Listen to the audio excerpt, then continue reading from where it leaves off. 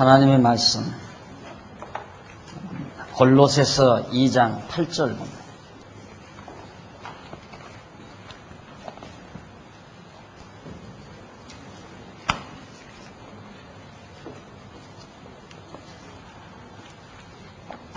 골로새서 2장 8절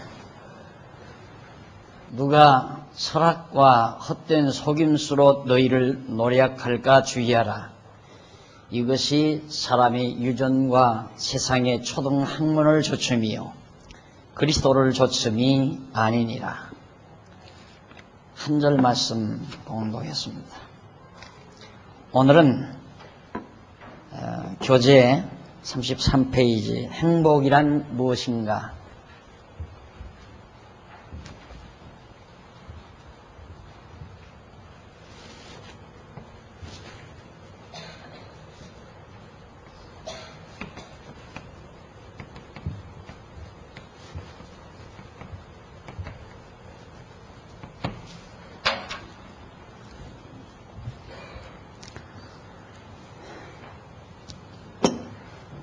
어쩌면 인간이 세상에 살면서 가장 모든 인간에게 관심의 대상이 되고 있는, 그것도 최고의 관심의 대상이라고 할 수 있습니다. 행복, 인간이라면 어느 누구도 이것을 삶의 목표로 정하지 않는 사람도 거의 없을 겁니다. 결국 왜 사느냐라고 물으면 다른 대답은 할 수가 없잖아요. 다른 대답은 얻을 길이 없으니까 그냥 행복하기 위해 산다라고 대답하는 것이 바로 요즘 실존주의자들의 대답의 핵심입니다. 산다는 그 자체, 이것이 삶의 목적이고 사는 데는 행복하게 사는 것이 가장 가치로운 삶이다. 그렇다면 이 행복이 얼마나 많은 사람들의 관심거리며 또 중요사인가를 알 수가 있죠. 그런데 행복이 무엇이냐라고 물으면 천태만상입니다. 그 대답은. 그러니까 어느 것이 무엇이 행복인지도 모르고 이것이 행복할 거라고 생각하면 한번 그걸 또 추구해보고, 추구해서 얻어보면 별것이 아니니까 내가 또 잘못 짚었나 보다 싶어서 이것이 행복인갑다. 또 그런 말 있잖아요. 남의 밥에 든 콩이 더 커 보인다 라고 하듯이 자기의 삶은 항상 만족지 않아요. 그러나 남들이 사는 모습은 다 행복하게 보이는 경우가 많습니다. 그래서 죽는 날까지 행복을 찾아서 방황하다가 행복 자체를 만져도 못 보고 그냥 인생을 말아버리는 것이 대부분의 많은 인간들의 삶의 모습이 아닌가 싶습니다. 그렇다면 기독교가 말하는 행복이란 도대체 뭔가 매우 중요한 주제가 아닐 수 없습니다. 기독교적 행복이란 앞에서 언급한 성경적인 복을 성도가 누리는 상태, 이걸 행복이라고 한다. 행복은 복을 누리는 상태를 행복이라고 말하죠.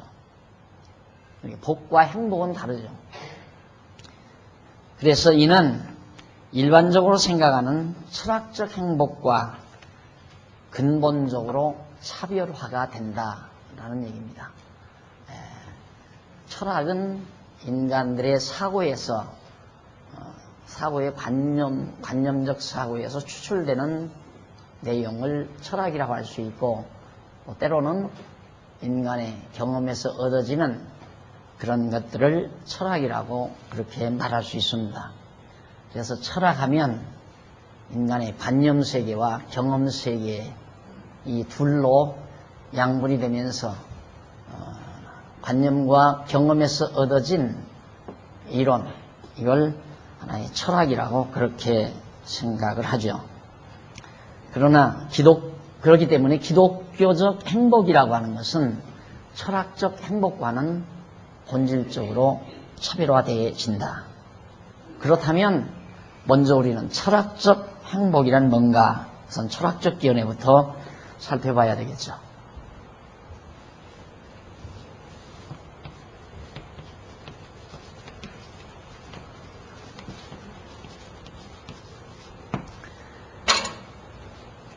철학은 뭘 행복이라고 그러는가? 행복의 본질에 대한 일반적인 철학적 견해는 심신의 욕구가, 마음과 몸의 욕구가 승화, 충족되어 조금도 부족한 감이 없는 상태. 예, 종합적으로 말하면 그래.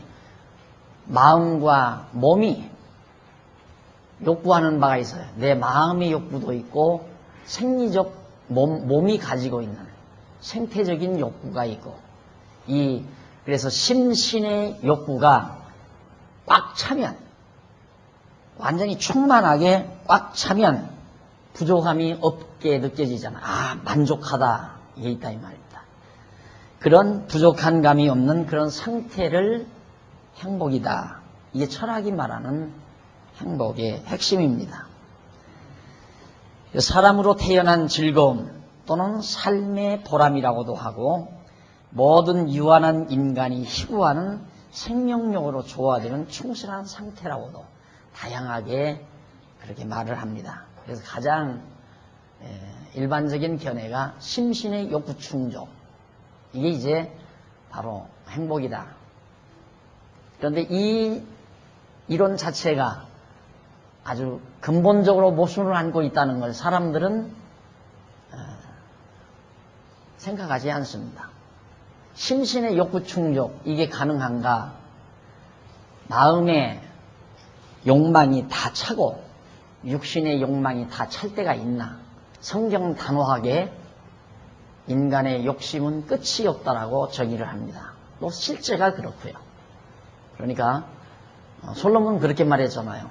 인간의 그 욕구를, 마음의 욕구나 신체의 욕구를 어떻게 설명을 했냐면, 산에서 골짜기에 물이 자꾸자꾸 흘러 작은 강, 샛강을 이루고, 샛강이 큰 강을 이루고, 그 강물이 바다를 계속 향해서 흘러 들어갑니다. 그런데 이 바다는 차지를 않는다 이 말이에요. 아무리 폭우가 내려서 많은 물이, 비가 쏟아지고 많은 시냇물이 범람하고 강물이 범람해서 바다로 강물이 흘러 들어가지만 바다를 채우는 법은 없듯이 인간의 욕구란 절대 채워지지 않는다고 말합니다. 그렇다면 이 철학적 견해가 얼마나 허구인가를 쉽게 판별할 수 있죠. 허구적인 이론이에요. 심신의 욕구가 완전히 충족해질 때 그걸 행복이라고 한다면 인간은 행복할 수 없다는 결론에 도달하게 됩니다. 왜? 채워질 날이 없기 때문에. 실제도 그렇잖아요. 욕심은 채워지질 않아요. 절대. 그런데 단순히 하나의 관념적으로 생각할 때 인간의 생각, 관념으로 누가 경험해 본 말은 없으니까 심신의 욕구를 채워본 사람은 아무도 없거든요. 솔로몬도 못 채워봤으니까. 채워본 사람은 없는데 관념적으로 생각해 보니까 그것만 다 채워진다면 행복하겠다. 관념론자들이 정의 내리는 행복에 대한 결례입니다. 그러니까 이건 허구죠. 그래서 아까 제가 봉독해드린 골로새서 2장 8절 철학의 속임수를 조심하고 그리스도를 좇으라는 바울의 말에 우리의 귀를 기울여야 될 필요성이 있다는 얘기입니다. 철학은 속임수예요. 불가능한 걸 가능한 것처럼 얘기해요. 하나 우리가 이미 결론이 났지만은 공산주의 정치 철학 근사했죠. 이론은 근사했어요. 관념에서 관념적으로 생각하면 그럴듯해요. 그런데 그게 실현 불가능하다는 건 이미 100년도 채 못된 역사가 우리 웅변으로 잘 말해줘요. 이게 거짓이었다.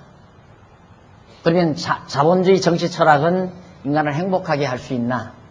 안 된다는 거 지금 현대 세계가 증명하고 있잖아요. 자본주의 정치 철학이 이것이 인간을 행복하게 살 수 있는 건가? 이론은 그거거든요.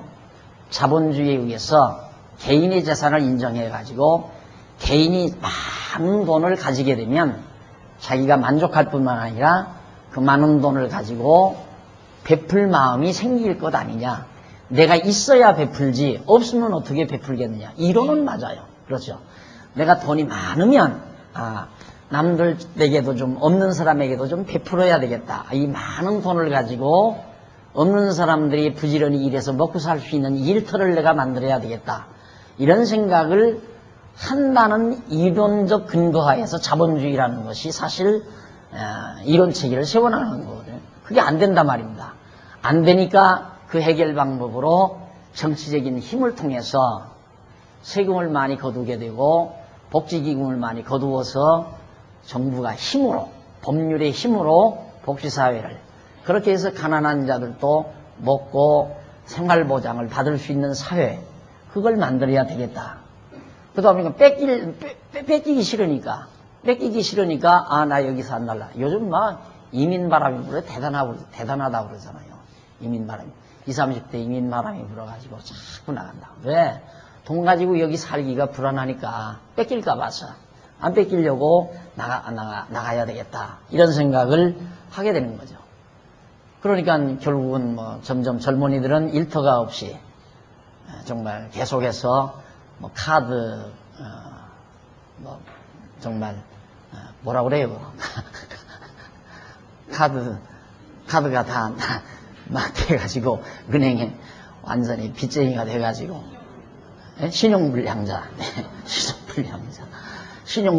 돼가지고 젊은이들이 죄수 아닌 죄수가 돼서 삶에 대한 하나의 그 의욕도 상실하고, 이게 자본주의 결실이거든요. 우리가 지금 맛보고 있는 게 이 자본주의 결실이에요. 미국이라는 나라도 빈부의 격차가 아주 극심해지고, 이게 다 철학의 산물들이에요. 이론은 그럴듯해요. 이러면 행복하게 살 수 있다. 그러면 점점 나라가 부강해지고 힘이 있어지니까 힘있고 부강해진 나라들끼리 서로 잘하면서 살자. 그렇게 되는 게 아니라 힘만 조금만 더 세면 다른 나라가 힘 얻는 걸 영 두려워하죠. 그렇죠? 다른 나라가 힘이 얻는 걸 두려워한다 이 말. 내가 역시 힘을 가졌어요. 힘 있는 나라가 됐어요. 그럼 다른 나라가 힘 있는 나라가 되는 걸 두려워한다 이 말이죠. 그래서 핵무기도 못 만들게 하고, 감히 이제는 맞서지 못하는 나라만이 그냥 몇몇 나라 인정, 야 우리만 갖고 더 이상 못 갖게 하자. 그렇게 해서 이제 다 그렇게 해놓는 거란 말입니다. 그러니 이것도 우리가 쏟고 있는 거예요. 우리나라 그거 좀 원자로 쓰려고 좀 실험 좀 했다는데 그거 가지고 왜 세계가 난리예요? 자기들은 핵무기 가지고 있으면서. 그것도 불공평한 얘기 아니에요. 이게 자본주의가 만들어 놓는 결과란 말입니다. 이거에 속으면 안 돼요, 여러분. 이것 갖고는 행복하지 않다니까. 앞에서 우리 다 했잖아요. 정치 방법으로 안 된다. 교육 방법으로 안 된다. 종교 방법으로 안 된다, 행복은. 그러니까 철학이라는 것이 얼마나 인간을 속이는 속임수인가를 우리 철저히 인정을 해야 돼요, 그걸. 자꾸 거기에 기대를 하면 안 돼요. 절대로.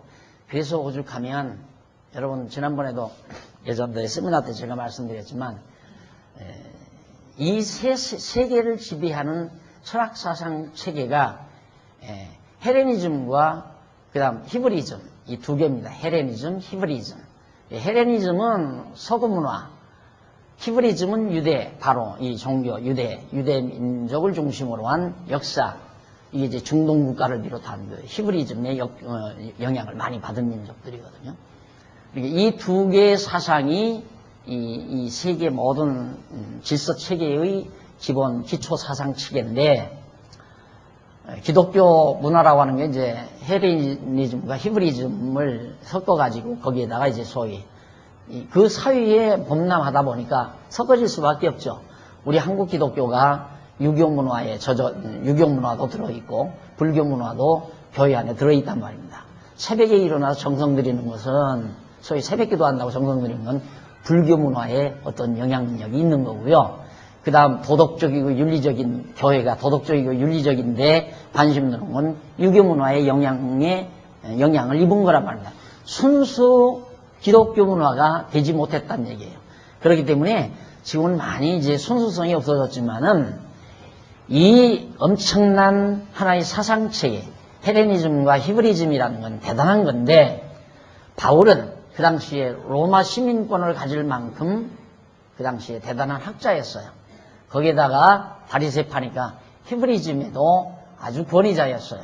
헬레니즘과 히브리즘에 정통한 대단한 학자란 말입니다. 바울이. 그런데 바울이 골로새 교회에 편지하면서 하는 말이, 누가 철학과 헛된 속임수로 너희를 노략할까 주의하라 이 말입니다. 노략당하면 안 된다. 속임당하면 안 된다 이 말이죠. 심신의 욕구가 성화 충족되어 조금도 부족함이 없는 상태가 행복이다. 이론은 그럴듯하지만 충족될 수가 없는 것이 인간의 욕구라 이 말이에요. 제가 한참 젊은 날에 농촌운동할 때 저희 은사, 내가 이제 젊은 날 좀 배웠던 은사님이 한 분 계셔서 잠깐 시간을 내서 한번 찾아뵌 일이 있었어요.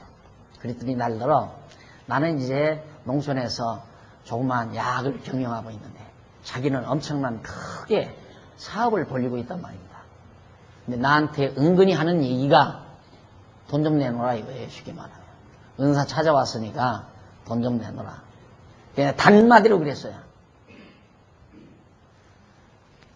1억을 가진 사람은 1000만 원이 모자라고 1000만 원을 가진 사람은 100만 원이 모자랍니다. 그리고는 싹 나와버렸어요. 그래서 그게 끄덕끄덕 하더라고요. 그게 끄덕끄덕. 세상이 그런 거예요.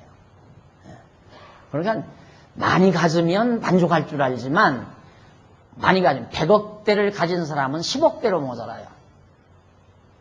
더 욕심 많은 사람은 100억대 가진 사람이 100억대 모자라는 거고.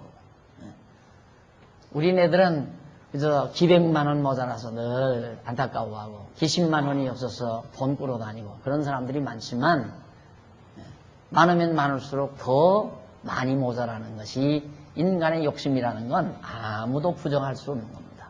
그러니까 인간의 욕구는 충족시킬 수가 없는 것이다. 따라서 철학이 말하는 심신의 욕구 충족이 행복이라는 말은 허구다 이 말이에요. 거짓말이다.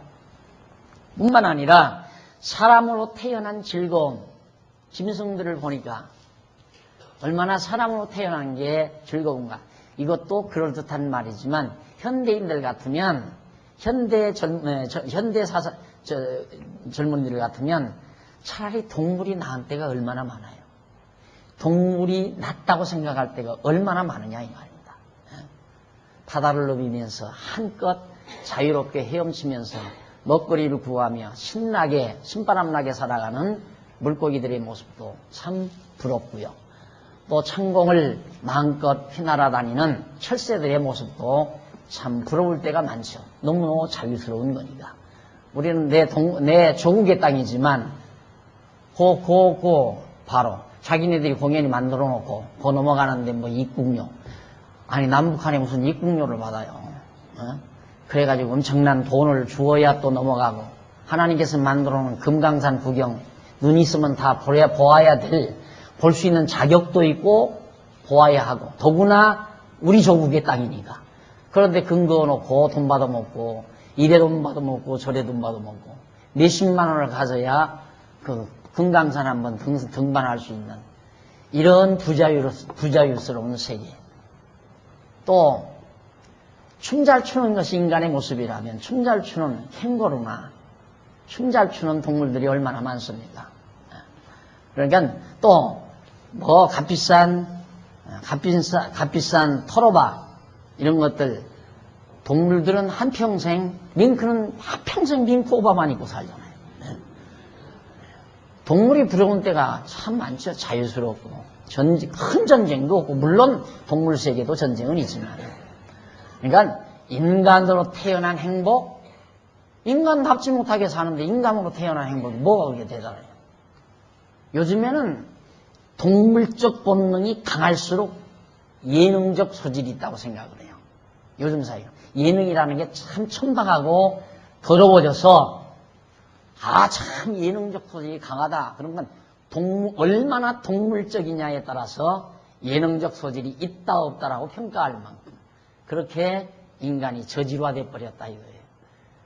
인간이 되졌다고 하는 보람도 인간이 행복하다. 그럴듯한 말이지만 그럴듯하지 못한 동물 세계는 야비성은 없잖아요. 아주 인간처럼 야비하고 교묘하게 그런 속임수는 없잖아요. 왜? 머리가 모자라니까 투박하고 동물 세계는 투박하고 직설적이고 솔직담백하고 인간 세계는 그것마저도 아주 야비하고 교묘하고 술책이 아주 정말 더러운 그런 인간성들로 엮어진 사회에서 너털웃음 속에 야비한 비수를 품고 있는 인간의 모습. 동물 세계는 솔직해요. 그냥 싫으면 와 하고 좋으면 그냥 꼬리 살래살래 지르고 솔직담백하지 그렇게 속에 야수 품은 인간은 없단 말이에요. 야수 품은 동물들은 없다 이 말이에요. 인간은 참 힘들잖아요. 그래서 역시 사람으로 태어난 즐거움, 이게 행복이다. 동물들은 동물 나름대로의 행복이 있어요. 그 다음 또는 삶의 보람이라고 하며 삶의 보람이 행복이다. 그럼 삶의 보람이 뭔가? 산다는 보람이 뭔가? 뭐 의미가 있어야 보람이 있고 가치가 있어야 보람이 있는 건데 삶의 가치 묻지 말라는 건데 왜 사느냐라는 말 묻지 말라는 것이 지성인들의 한결같은 외침입니다. 왜 사느냐고 묻지 말아라. 그냥 사는 것이 사는 거다. 이 말이에요. 그러니까 왜 사느냐는 답이 없으면 보람은 못 찾는 거예요. 보람이라는 것은 가치가 있어야 되고 가치가 있으려면 의미가 부여돼야 되고 의미가 부여된 가치가 얻어졌을 때 보람을 느끼는 거거든요. 그러니까 삶의 보람 얻는다는 것도 불가능한 이야기 또는 모든 유한한 인간이 희구하는 생명력으로 조화되는 충실한 상태 생명력이 넘치는 상태를 행복이라고 한다. 예, 아주 건강미가 넘치고 생명력이 막 활활 타는 거 그게 곧 행복이다. 그건 단순한 생리적 의미에서 얘기를 한다면 이것도 문제가 있는 거예요. 생명력이라고 하는 것은 건강하게 좋은 음식 먹고 뭐 좋은 육체를 가졌다고 해서 생명력이 넘치는 게 아니거든요. 생명력은 아까도 말했네. 내면 세계 가치와 의미가 부여됐을 때 거기에서 하나 힘으로 정신적 힘으로부터 출발하는 생명의 힘이 작동될 때만이 가능한 겁니다. 자, 이렇게 철학에서 이모로 저모로 말하지만은 이런 철학적 속임수는 다 인간의 사고세계, 관념세계에서 만들어낸 하나의 허구일 뿐이다. 궤변일 뿐이고 허구일 뿐이다. 그러므로 사람의 유전과 세상의 초등학문을 조침이 그리스도를 조침이 아니니라. 철학의 이론을 따르는 것은 바로 인간의 유전. 어른들이 그렇게 살았으니까 어른들이 사는 거 보니까 우리 어른들 우리 어머니 아버지 할머니들 사는 거 보니까 저녁 때 딱 밥상을 놓고 소주 한 병 갖다 그 다음 어저께 잠깐 뉴스를 보는데 그게 나오더라고요. 어느 분이 계란 반쪽하고 삶은 계란 반쪽하고 소주 딱 먹으면 세상만사 행복하다는 거예요. 예, 그런 거 보고 사는 사람은 유전을 받아요. 우리 아버지가 그걸 먹더니 기분 좋아하시고 행복해 하시더라. 그래서 이제 그런 유전을 따라서 아들도 그 짓을 하는 경우가 있거든요. 가정문화라는 게 매우 중요한 거죠. 어떤 가정문화 속에서 자랐는가가 이건 교육 아니에요. 대단한 교육이거든요.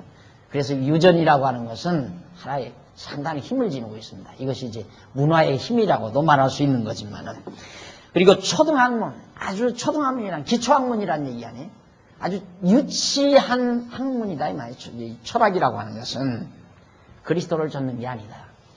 그리스도를 좇는 것이 최고의 지성이라는 것을 바울이 지금 말하는 겁니다. 그래서 바울은 이 세계 모든 정치계, 경제계, 문화계 온통을 주관하는 지배하는 정신적 기조인 사상체계, 헬레니즘과 히브리즘의 모든 사상을, 모든 철학적 사상을 섭렵했던 바울이 그 모든 것 다 분토처럼 쳐버리고 그리스도를 따르면서 이제 내가 자랑할 것이 있다면 그리스도밖에 자랑할 것이 없다고 고백했던 바울이 입에서 나온 것이 골로새서 2장 8절의 내용입니다. 자, 그렇다면 이제 하나하나 철학자들이 말하는 내용을 구체적으로 정리해 보십시다. 철학자 데모크리토스라는 사람은 행복이 뭔가? 행복을 영원히 하늘에서 부여하는 것을 명랑하고 평온하게 향수하는 상태로서 어떤 것에도 혼란되는 것이 없는 안심인명이라고 규정하고 있다. 그러니까 상당히 고상한 거죠. 바로 뭐냐면 하늘에서 부여하는 것을 명랑하고 행복, 영혼이, 우리 인간의 영혼이 하늘에서 부여하는 것이죠. 소위 은총이라고 말할 수 있겠죠. 명명하자면 하늘에서 부여하는 또 은총, 뭐 자연 은총, 뭐 공기, 햇빛, 이거 다 모든 것들이죠. 이 하늘에서 부여하는 이런 모든 것들이 우리 인간 영혼으로서 아주 명랑하고 평온하게 그걸 누려요. 향수한단 말이에요. 누린다 이 말입니다.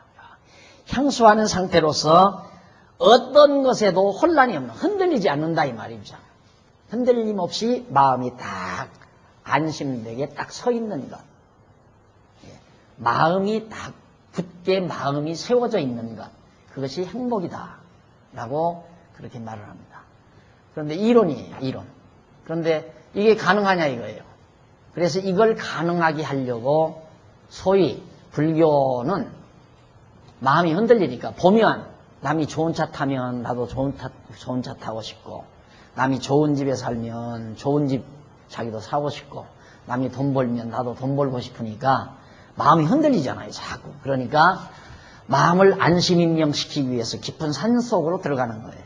그러니까 불교도 행복 추구예요, 쉽게 말하면. 그래서 모든 거 다 잊어버리고 내 마음 흔들림 없이 딱 이렇게 고정시키기 위해서. 그렇게 하면 행복하다고 생각하니까. 그래 결국 무아경지에 들어가서 자기를 잃어버렸을 때, 모든 욕심을 버렸을 때, 욕심을 버리느냐 욕심을 채우느냐 그거거든요. 그러니까 욕심 채울 수가 없다는 건 인간이 아니까, 그러면 욕심을 채울 수 없다면 욕심을 버리면 되지 않느냐. 그래서 역으로 나타난 것이 불교 하나의 체제입니다. 그래서 욕심을 채울 수 없는 욕심은 채우려고 하지 말고 욕심 자체를 버리자. 그리고 욕심 때문에 내 마음이 자꾸 흔들리니까 내 마음을 안심임명시키기 위해서는 아무것도 보지 말고 아무것도 듣지 말고, 그래서 깊은 산중에 들어가서 도를 닦아 행복을 추구해보자 라는 그런 결론을 가지고 주장하고 교리체계를 세워 행복을 추구하는 자들이 불교 교도라고 그렇게 생각하시면 됩니다. 그런가 하면 이제 소위 소크라테스 나오는데, 소크라테스는 행복을 학술적으로 설명하지는 않았어요. 소크라테스는 원래 어떤 답을 내린 게 아니라 의문을 많이 가진 사람이에요. 의문을. 그래서 소크라테스 철학은 계속 너 왜 사느냐, 왜 먹니, 왜 잠을 자니, 공부는 왜 하니, 인간이란 뭐니, 왜 부모에게 잘해야 되느냐, 국가란 뭔가, 평화란 뭐냐, 이런 식으로 계속 질문만. 예를 들어서 이렇게 돌아다니다가 어디 나무그늘에 몇몇 사람 모여 앉아서 도란도란 얘기하고 있으면 뛰어들어요. 거기 뛰어들어요. 당신들 왜 사오? 하고 질문하고 또 지나가. 이런 식의 철학자가 소크라테스예요. 그러니까 뭔가 의문, 알고자 하는 의욕, 그건 많은데 누가 대답해 주는 사람이 없었죠. 그래서 사실 소크라테스는 철학의 조상이라고, 철학의 대부라고 그렇게 말들을 하죠. 사실은 인간은, 동물은 의문을 가지지 않잖아요. 동물 세계에는 이게 없어요. 이건 왜, 어떻게, 여기에 붙죠? 동물에게는 이게 없다 이 말이에요. 근데 인간에게는 이게 있어요. 왜, 어떻게. 그래서 이걸 인간이라고 그러거든요. 그러니까 소크라테스는 인간은 인간이에요. 모든 것에 대해서 의문을 가지니까 알고자 했고, 그것을 연구하는 방법을 좀 마련했다고 할 수 있죠. 그 행복이 뭔가 이걸 학술적으로 설명은 안 했지만 그걸 연구하는 방법은 소크라테스가 많이 마련을 했다. 그의 제자인 플라톤이라는 사람, 플라톤은 행복과 덕을 동일시했습니다. 벌써 여기 덕이 나오죠? 행복, 덕, 이걸 딱 동일시해가지고 행복이라는 거냐, 덕을 쌓는 것, 덕망 있게 사는 것. 행복과 덕을 동일시하여 감각적 외관과 물질적인 혼돈을 떠나서 진정의 본성을 과시하고 발견해서 지혜, 용기, 절제, 정의에 의해 그것을 초탈하지 않으면 안 된다고 그렇게 주장한 것이 플라톤입니다. 그러니까 결국 뭐냐, 인간은 외모를 추구하면 된다. 외모를 추구하면 안 된다 이거예요. 인간은 자꾸 내면을 채우고 그 인간 본성, 진정의 본성을 자기가 잘 덕으로 가다듬어서 거기서 지혜, 용기, 절제, 정의 이런 것들을 과시하고 그런 것들을 우리가 정말 실천에 옮기는 그런 삶이 곧 행복이다라고 그렇게 주장한 것이 바로 플라톤의 주장이었습니다. 플라톤의 물론 그 철학은 이원론에 기초하고 있죠. 왜냐하면 이제 보이는 것은 다 악이다라고 생각한 거예요. 이게 보이고 만지고 이게 눈으로 보이고 이런 거 다 물질 세계는 전부 악한 거다. 근데 물질 이변에는 보이지 아니하는 참 존재가 있다. 정신 세계죠. 그래서 이디야 세계라고 그래요. 이디야 세계. 이디야 그것만이 진짜 참이고 그것만이 진짜 가치로운 거기 때문에 보이는 걸 추구하는 것, 물질 세계를 추구하는 것, 이건 다 죄악이다. 라고 그렇게 내세운 것이 바로 플라톤입니다. 그래서 완전히 이원론에 기초를 두다가 보니까 편협적인 생각을 가질 수밖에 없거든요. 그 다음 아리스토텔레스는 그럼 뭐라고 그랬는가? 최고 선과 행복을 바로 플라톤하고 약간 비슷하죠. 덕을 주장한 플라톤이나 최고 선을 주장하는 아리스토텔레스나 그 바로 최고 선과 행복을 동일시해요. 덕과 행복을 동일시하는 거나 최고 선을 왜? 덕이라고 하는 것은, 도덕이라고 하는 것은 선 추구니까, 선을 추구하는 거니까. 말만 좀 다를 뿐이지 플라톤이나 아리스토텔레스는 같은 맥락에서 주장되는 겁니다. 최고선과 행복을 동일시했으나 행복은 인간의 고유한 형상과 본질을 최대한으로 실현하는 데 있다. 자기 실현. 인간 된 자기 실현을 하는데 그거 행복이다. 자기 실현이라는 게 바로 그거예요. 나를 실현하려면 현대인도 그러잖아요. 나는 꿈이 있다. 그럼 그 꿈이 뭐냐? 그 꿈을 이루기 위해서는 나는 이게 필요하다. 그래서 꿈을 꾸고 젊은 날에는 많은 꿈을 꾸게 만들자. 그래서 꿈을 키우는 책들을 많이 보게 만들잖아요. 백설공주라든가 무슨 어렸을 때 아이들의 자꾸 동화 같은 거 익히게 하잖아요. 자꾸 꿈을 키우게 하기 위한 하나의 수단이에요. 그렇게 꿈을 키워놓은 다음 그 꿈이 많을수록 나이가 들면 그 꿈을 실현하기 위해서 이제 경쟁사회에 뛰어들어서 돈을 벌어야 하는 거죠. 돈 벌어서 그 꿈을 이루어야 되니까. 그러면 행복하다 이거예요. 그러니까 결국 알고 보면 심신의 욕구 충족을 하는 거나 똑같은 얘기예요. 꿈이라는 게 뭐예요? 마음의 욕구 아니에요. 마음의 욕구. 이렇게 했으면 좋겠다라고 하는 하나의 꿈. 그걸 우리가 솔직하게 하면 망상이지요. 망상. 그러니까 그런 망상을 이루기 위해서 부지런히 경쟁사회에 뛰어들어서 땀을 흘려 부지런히 돈 벌어가지고 그 돈으로 내가 꾸었던 꿈을 이루는 것. 그것이 행복이라고 생각하는 겁니다. 그것이 이제 아리스토텔레스가 말했던 행복이었고요. 그 다음 에피쿠로스라는 사람은 과도한 욕망에서 벗어난 쾌락이 모든 생자의 목적이다. 예, 과도한 욕망에서 벗어난 쾌락. 이 불교 문화와 불교 교리와 약간 비슷한 겁니다. 욕망을 버리는 것. 그래서 이 에피쿠로스가 주장한 사상 체계를 에피큐리아니즘이라고 하잖아요. 에피큐리아니즘. 왜 그러냐면 쾌락주의라는 말인데 이것이 이제 쾌락주의란 육체적인 쾌락이 아니라 에피쿠로스가 주장한 에피큐리아니즘은 정신적 쾌락이에요. 그러니까 이것도 역시 플라톤의 사상과 비슷한 거죠. 육체는 죄악스러운 거고 악한 것이고 정신은 선한 것, 보이는 육체는 악한 것, 보이지 아니하는 내면세계, 정신세계는 선한 것. 그러니까 정신적으로 쾌락을 누리는 것이 행복이지 육체적인 쾌락은 죄악이다라고 보는 거예요. 그래서 거기서 이제 뭐가 나오느냐면 하나의 금욕주의라는 게 파생되는 거예요. 종교적으로 금욕주의. 금욕주의의 대표적인 우리 기독교 문화에서 금욕주의의 대표적인 인물이 바로 기둥성자라고 하는 것. 여러분 교회사 배울 때 배우잖아요. 기둥성자. 그러니까 욕심을 버리기 위해서 모든 육체는 더러운 거니까 그래서 기둥을 하나 세워놓고 기둥 꼭대기에 올라가서 아무것도 먹지 않고 기둥 꼭대기에서 매일 말로 죽어가는 거예요.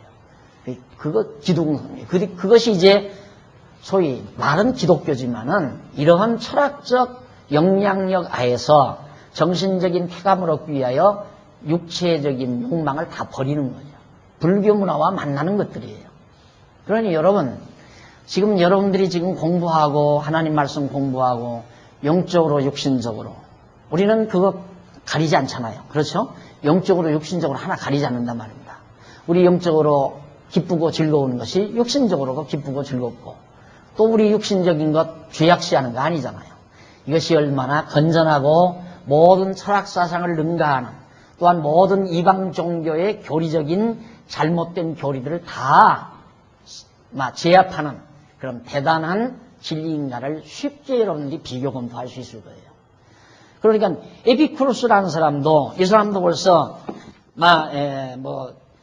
소크라테스 이후 플라톤, 아리스토텔레스 유명한 철학자들 아닙니까? 그런 사람들이 다 지나간 이후에 나타난 에피쿠로스가 소크라테스나 플라톤이나 아리스토텔레스 같은 이런 사람들의 사상을 다 섭렵했을 거란 말입니다. 에피쿠로스가. 섭렵을 보고 나서 자기가 선택한 것이 소위 바로 지금 말하는 정신적인 쾌락주의. 그래서 에피큐리아니즘이라고 하는 정신적 쾌락주의를 주장하는 겁니다. 이것이 진정으로 참 행복이다 라고 말하는 거죠. 우리 기독교 안에도 그런 거 있잖아요. 막 금식하면서 쾌감을 느끼는, 금식하면서 막 밥을 굶고 배배 말라 들어가는데 거기서 하나의 희열을 느끼는 이런 것들이 다 비정상적인 것들이거든요. 비정상적인 것들. 그런데 이걸 이제 에피쿠로스는 행복이라고 정의를 한 거예요. 디모데전서 6장 20절로 21절에 보면 거짓되이 일컫는 지식의 변론을 피하라고 분명히 성경이 말해주고 있습니다. 디모데에게 하는 말인데 디모데야 네게 부탁한 것을 지키고 거짓되이 일컫는 지식에 망령되고 허망한 말과 변론을 피하라 말이에요. 그럼 우리 실제 교회가 아니라면 우리는 거짓된 이론과 거짓된 사상 우리 인간을 허구로 이끌어가는 모든 체제 속에 우리는 파묻혀 사는 거거든요. 아까 말했잖아요. 우리가 살아가고 있는 현실 이 사회는 철학의 기초를 두고 있어요. 어쨌든 철학 사상의 기초를 두고 있어요. 공산주의 사상도 공산주의 정치, 공산주의도 자본주의도 민주주의도 또한 공산주의도 할 것 없이 모두가 다 철학의 기초를 두고 있단 말입니다. 인본주의 철학 전부가 다. 그런데 이것이 다 허구란 말이에요. 인간을 속임수로 이끌어가는 것들이고 바울의 말 성경대로라면 성경대로 올 때 그럼 우리가 만약에 교회가 아니라면 우리는 허구에 묻혀서 속아가지고 한평생 살다가 그냥 죽어가는 그것이 우리 일 거란 말입니다. 그럼 우리가 왜 모였는가? 그 허구기 때문에 허구 아닌 참 진리를 찾아서 우리의 삶이 헛된 삶이 되지 않기 위해서라는 하나의 중요한 명제가 우리에게 주어져 있잖아요. 그러니까 우리가 교회를 다닌다는 것, 우리가 그리스도인이 됐다는 것, 그리고 진리를 추구하는 우리 장안중앙교회를 하나님께서 우리에게 세우도록 하시고 이런 교회가 유지발전되게 되도록 한다는 것은 대단한 역사적 의미를 지니고 있는 거죠. 내 개인 한 생애도 중요하지만은 역사적 의미도 대단히 중요하다 이 말이에요. 우리는 단순히 지금까지 교회라는 게 나는 죄인이니까 지옥 간다. 예수 안 믿으면 지옥 간다. 지옥 안 가기 위해서 예수 믿고 용서함 받고 천국 간다. 그런 식의 교회. 그게 다 그거 아니에요? 대부분 다. 이게 기독교라는 게 그렇게 시시껄렁한 게 아니다 이 말이에요. 기독교는 적어도 철학의 기초를 둔 이 허구와 거짓으로 꽉 차 있는 세상을 향해서 밝은 진리의 빛을 비록 작은 등대이지만 캄캄한 바다의 작은 등대불빛처럼 진리의 빛을 밝히는 대단한 사명을 지니고 있는 것이 교회라 이 말이에요. 이것이 바로 우리가 추구하는 교회고 또 교회의 사명도 그거고 세상의 빛으로서 세상의 소금으로서 존재 가치가 있는 그런 교회라는 것을 다시 한번 우리는 의식할 수가 있습니다. 그래서 사도 바울은 디모데에게 제발 내게 부탁한다. 디모데전서라면 유언서, 마지막 디모데후서 유언서를 쓰기 직전의 편지예요. 한 1년 전에 썼던 편지인데 내게 부탁한다. 왜? 나는 머지않아 죽는다 그 말이거든요. 그러니까 너 후배인 내게 내가 부탁 하나 있다. 부탁한 것, 그것 다 앞에서 다 부탁했는데 그거 지키라. 그 부탁한 것이란 그리스도다 이 말이에요. 그리스도 진리, 기독교 진리. 이건 내게 꼭 부탁한다. 왜냐하면 거짓되이 일컫는 지식에 망령되고 허탄한 말과 변론을 피해야 된다. 정치이론. 그러니까 저는 밤 12시가 넘어서 보통 TV 토론 하잖아요. 그거는 어떻게든지 제가 시간만 있으면 보려고 합니다. 왜? 재미가 있어요. 왜 재미가 있는가? 해답이 없는데 재미가 있는 거예요. 해답이 없는데. 해답이 있을 수가 없죠. 진리라면 해답이 있죠. 진리 같으면 해답이 있는데 진리가 아니기 때문에 해답이 없어요. 그래서 그거 가지고 2시간씩 싸우잖아요. 연사들이 나와서.